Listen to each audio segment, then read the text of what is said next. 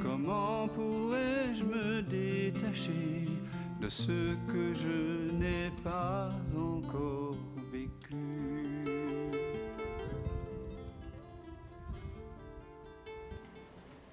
Donc toute pensée qui vous dit que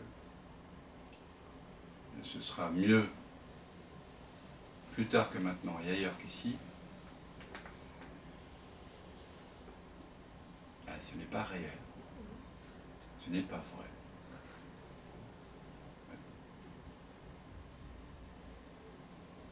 Et notre souffrance vient simplement donc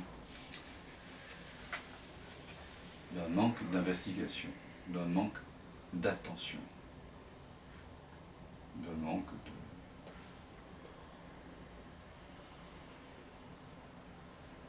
une sorte d'hypnose. On est entraîné comme ça. Mais en réalité, maintenant, c'est le meilleur instant de votre vie. Et si ça ne l'est pas, et là je vous pose la question, eh bien nous pouvons investiguer. On est là pour ça. Puisque hier nous avons cessé de faire finalement l'investigation du soi à travers la pratique de Ramana Maharshi, en revenant à jeu, ou par la vision sans tête, en ramenant l'attention à 180 degrés vers sa source, ou en fin de journée, souvenez-vous, on a inversé le regard dans le parc, et aussi on a fait un neti-neti.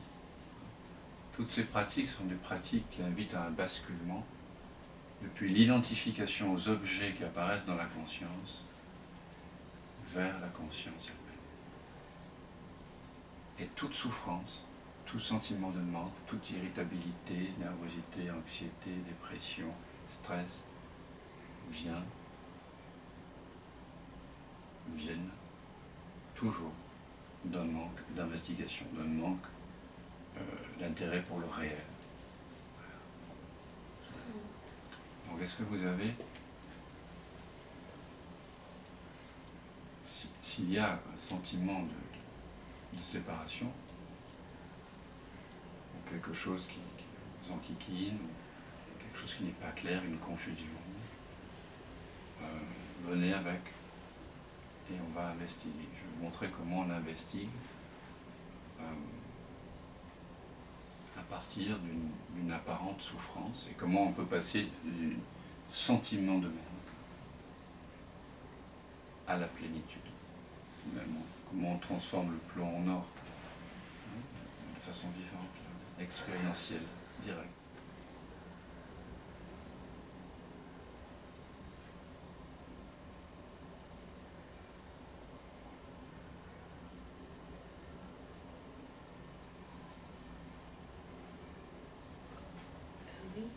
Oui. Je reviens sur l'expérience faite dans le parc et qu'il y a comme une voix qui dit « Ah, tu l'as raté, tu l'as raté. » C'est vrai.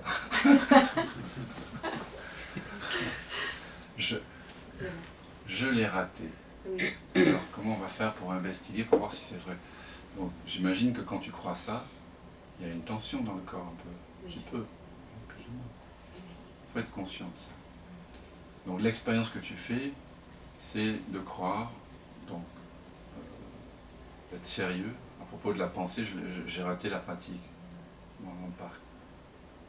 Et donc, il y a quoi? Des pensées, Oui. du mental, des images, Oui. de la mémoire, et puis il y a des sensations dans le corps, c'est ça? Oui. Ça, c'est ton expérience présente. Oui. D'accord. Je pense que, et là, soyez attentifs, ce que je vais dire à Hilary, cette expérience-là, tactile et de croire, de mal faire, tu as déjà vécu ça des dizaines, voire des centaines de fois dans ta vie. D'accord? Mais les causes apparentes de ce mal-être ou de cette dissonance, les causes apparentes étaient différentes. Là, c'était l'exercice du parc, à un autre moment, c'était une incompréhension avec une personne, etc. Non? Alors, Oui. etc., etc. On pourrait faire une liste de toutes ces expériences-là, ce serait impossible de les lister, mais je pense que quand on ressent un sentiment de manque, ou une petite angoisse, ou un sentiment d'incomplétude, on l'a ressenti des dizaines, des centaines de fois dans notre vie. Et les causes apparentes ne sont jamais les mêmes. Pas tout à fait en tout cas. Peut-être est-ce donc pas du tout lié à des causes extérieures. Peut-être que notre sentiment de malaise vient simplement du fait que je méconnais ma véritable nature. On va explorer. Qu'est-ce qui est tout le temps présent dans toute expérience? Quel est le dénominateur commun de toute expérience? L'expérience, elle change d'instant en instant. Disait Héraclite, on ne se baigne jamais 2 fois dans le même fleuve. Donc l'expérience, elle change tout le temps, tout le temps, tout le temps. Les sensations changent, les pensées changent. Les couleurs, les odeurs, les goûts, tout change. Qu'est-ce qui est toujours le même en nous? Cette présence qui perçoit. Oui. Et comment est-ce qu'on appelle cette présence qui perçoit? L'attention, le je-être. Je. Ouais, c'est je. Je, c'est le nom qu'on donne à cette présence. Alors maintenant, laisse de côté ton expérience de ne pas avoir compris l'exercice, d'être passé à côté de quelque chose. Et maintenant, intéresse-toi à je. À je. Ramène ton attention vers je. Vers ce je qui perçoit, qui est témoin de l'expérience, qui est en arrière-plan de toute expérience.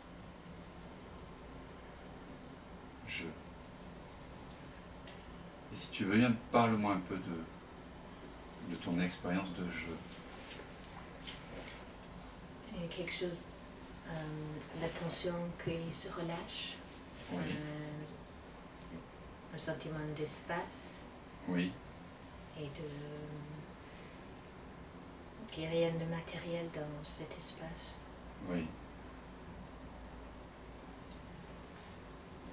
Soulagement. Un soulagement, d'accord.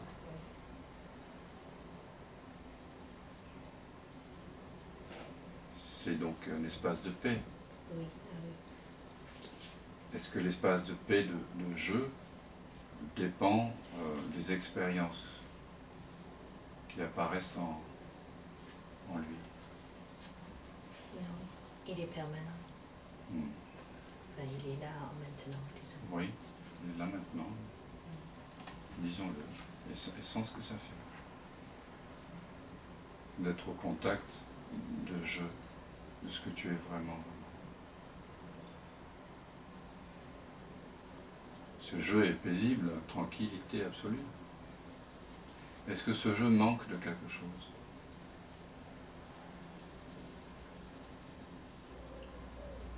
Non. Sans ce que ça fait quand je réalise lui-même qu'il ne manque de rien. Il y a une joie qui monte.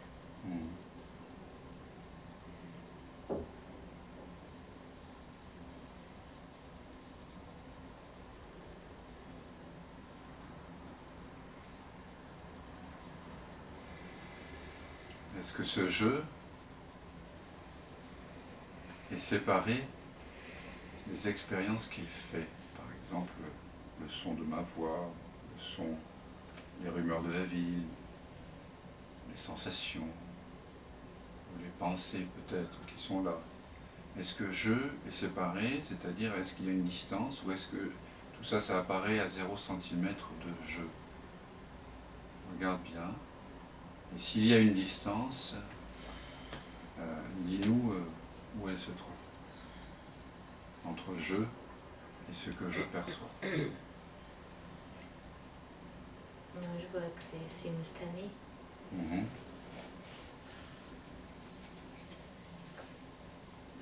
Donc il y a une sorte d'intimité avec tout ce qui apparaît, puisqu'il y a une simultanéité. Oui. Oui, intimité. Et qu'est-ce qui est vraiment réel entre je et ce que je perçois? Qu'est-ce qui est tout le temps là? Est-ce que c'est ce que je perçois ou est-ce que c'est je? Le jeu.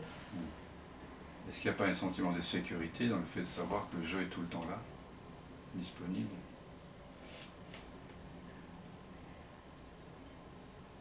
Oui, c'est sûr.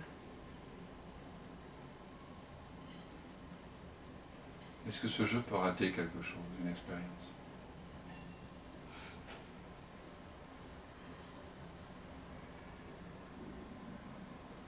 Mais non. Sans ce que ça fait. Parce que je est témoin à la fois du succès et de l'échec. Mais il ne prend pas parti, il n'a pas de préférence. Il laisse apparaître l'un comme l'autre. Il est en intimité avec l'un et l'autre.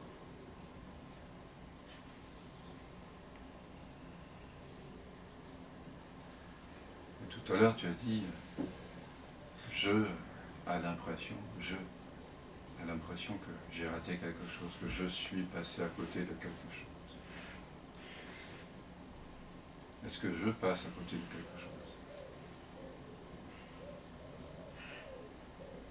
Quand tu regardes vraiment, à partir de ce que je est réellement. Non, il ne peut pas rater. Passer à côté, non. Il peut y avoir l'impression que quelque chose est raté. Cette impression, c'est qui en prend conscience? Sinon, je. Comme je prends conscience du bruit des pies, du croassement des corneilles. Est-ce que je juge, étiquette, commente? Ou est-ce que je est un pur espace d'accueil qui inclut toute expérience?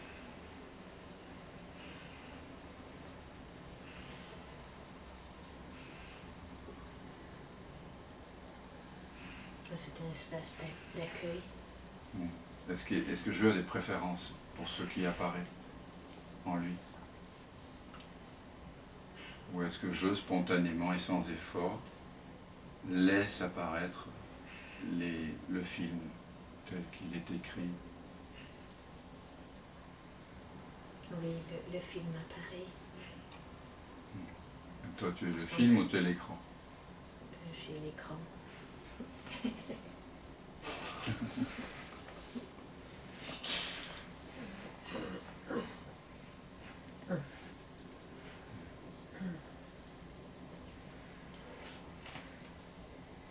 Voilà un exemple d'investigation du soi à partir d'un sentiment de séparation. En fait, la souffrance qu'on éprouve, souffrance c'est un grand mot, mais voilà. L'illusion de la souffrance. Oui, mais je veux dire que le sentiment de séparation qu'on ressent, qu'il soit très intense ou modéré, il vient toujours de la méconnaissance de qui je suis. C'est incroyable, c'est juste un défaut d'attention. On ne prend pas le temps de regarder. Ce qu'on fait, c'est qu'on commence à accuser quelqu'un, ou quelque chose, ou la vie, on commence à maudire, à se plaindre par un processus de pensée. Je n'ai pas réussi parce que la nana, mais demain ce sera mieux parce que la nana. On construit en fait des arborescences de pensée, chacune rallumant certaines zones de tension dans le corps. Finalement, on cherche toujours une causalité dans le monde, à notre notre état intérieur. Et c'est de là qu'on perpétue la souffrance. La seule façon de sortir complètement du cercle vicieux de la souffrance, c'est d'interroger la nature de jeu qui semble l'éprouver. C'est pas exactement la seule, puisqu'il y a aussi, on peut aussi embrasser et sentir la souffrance. Mais c'est soit l'un, soit l'autre. Soit vous embrassez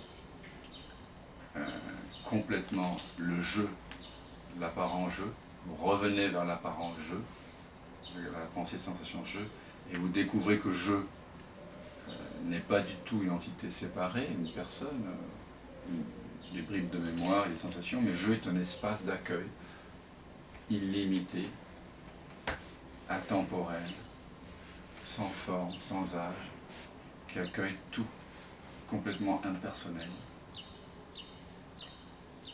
C'est ça que vous êtes réellement. Donc la souffrance ne vient pas de ce qui s'est passé, mais du fait que vous vous étiez mépris sur votre identité. C'était juste une erreur d'identité. C'est tout. La souffrance ne vient que de ça. Je parle de la souffrance morale. Je ne parle pas de la souffrance physique qui vient d'une maladie ou d'un accident, d'un bobo qu'on se fait. Je parle de la souffrance qui consiste à vouloir autre chose que ce qui est là. Et ne pas vouloir ce qui est là, c'est la même chose. Du refus, la résistance. Donc, dans l'investigation du soi, on laisse de côté l'expérience et comme on l'a fait hier, on ramène l'attention à sa source. Merci à toi. C'est simple, non?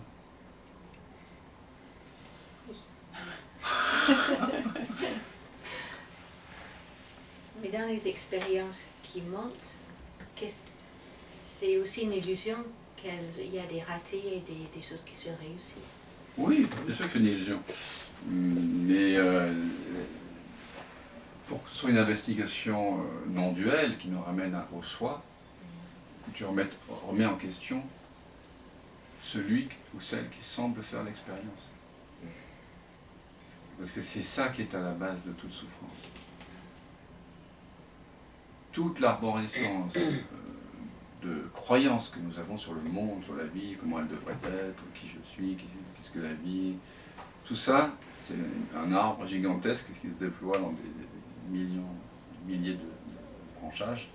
Et à la base, il y a je suis quelqu'un de séparé, je suis l'auteur de mes pensées, l'acteur de mes actions, je dispose d'un libre arbitre et je suis séparé, je me suis identifié à peu près à ce corps, à une âme, à une conscience, enfin qu'importe, mais disons un corps mental qui est séparé de l'environnement. Je suis séparé. C'est la croyance fondamentale. Je est identifié à quelque chose qui n'est pas, essentiellement. Et de cette erreur d'identification peuvent proliférer tout un ensemble de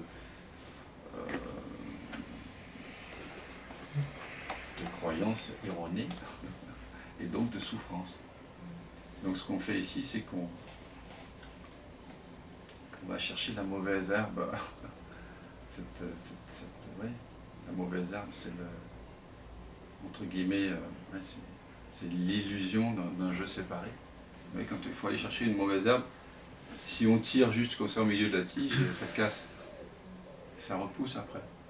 Si vous avez fait un peu de jardinage. Ça repousse toujours. La mauvaise herbe. Alors, mais on peut aller la chercher, il faut aller la chercher très très très profond, proche de la terre. Il faut bien sentir, et paf, là on fait venir avec la racine. L'investigation du soi, c'est ça. On va tout de suite à la racine des problèmes. Et tous nos problèmes, ils viennent toujours d'une méconnaissance de qui je suis, de l'oubli de je suis.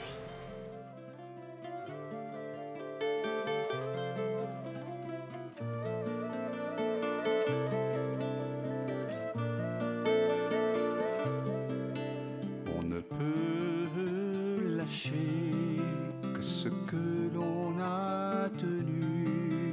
Mais comment pourrais-je me détacher de ce que je n'ai pas encore vécu?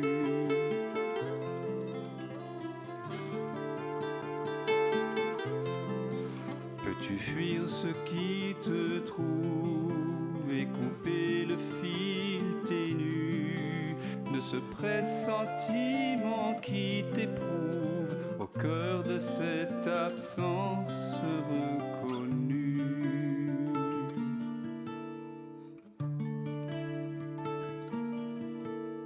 Ceux qui s'obstinent pendant le sommeil, ce que tu sens juste après le réveil, garde la fleur des dérives à la saveur notre rive, à la candeur de l'éveil. Ce qui te rêve t'arrive.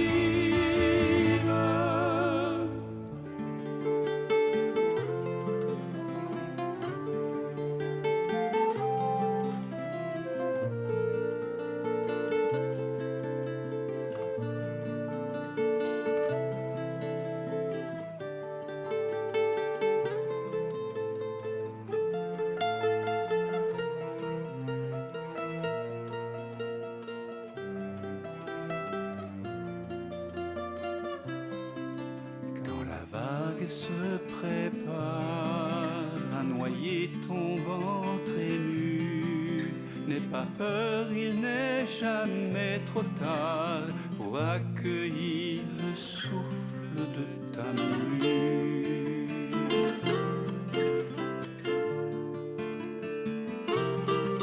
Le passé n'existe pas quand le cœur est mis à nu. En quittant le vu pour vraiment voir, tu cueilles en toi ce monde entreaperçu.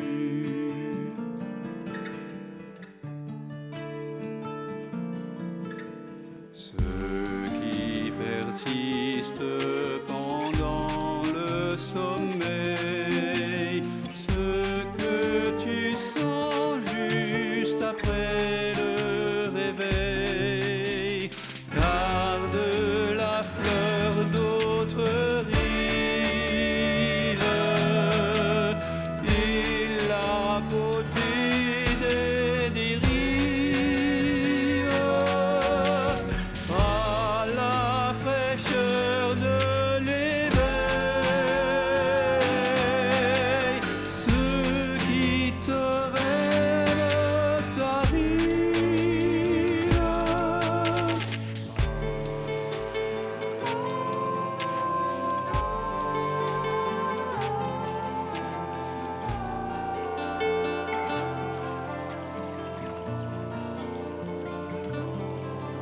On ne peut lâcher que ce que l'on a tenu. Mais comment pourrais-je me détacher de ce que je n'ai pas encore vécu?